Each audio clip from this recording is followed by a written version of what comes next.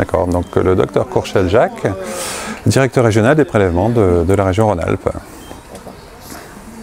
J'ai entendu dire qu'apparemment il faudrait tous les jours en France entre 8 000 et 10 000 dons de sang par an.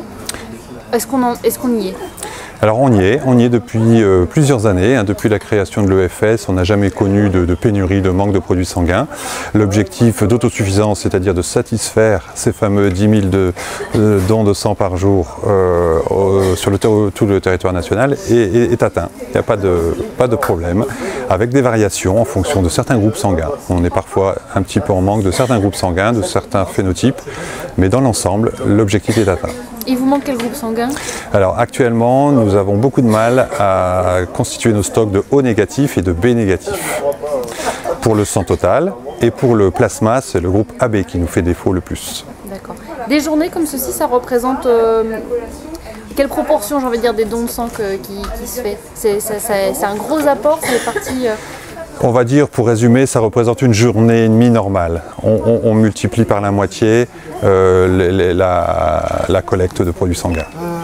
Le profil des donneurs que vous avez en général, c'est quoi?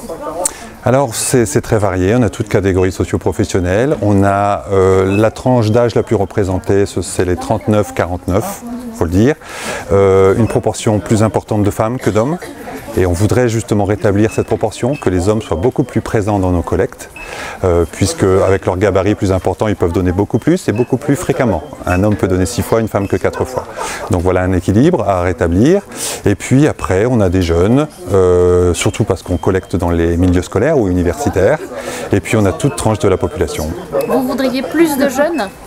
On voudrait plus de jeunes parce que malheureusement la loi fixe des règles d'âge, des limites d'âge. Hein. Au-delà de 71 ans, on ne peut plus donner son sang, donc il faut absolument assurer la relève. Et donc on essaie d'attirer les jeunes, beaucoup. Qui commencent tôt. Voilà, 18 ans, on peut pas donner avant, mais 18 ans est le premier âge où on peut donner son sang.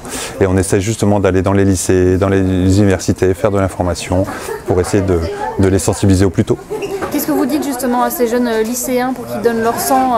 Vous essayez de faire appel à leur citoyenneté, au patriotisme ou... Un petit peu, mais on leur dit surtout qu'à l'heure actuelle, il n'existe aucun substitut du sang, que des millions de malades sont traités chaque année grâce aux produits sanguins donnés par les donneurs bénévoles et qu'à l'heure actuelle, malgré les techniques, il y a eu des études menées, mais rien n'a débouché sur une production à grande échelle de produits sanguins. Donc le don du sang reste essentiel pour guérir de nombreux malades. C'est le message principal qu'on leur donne. D'accord.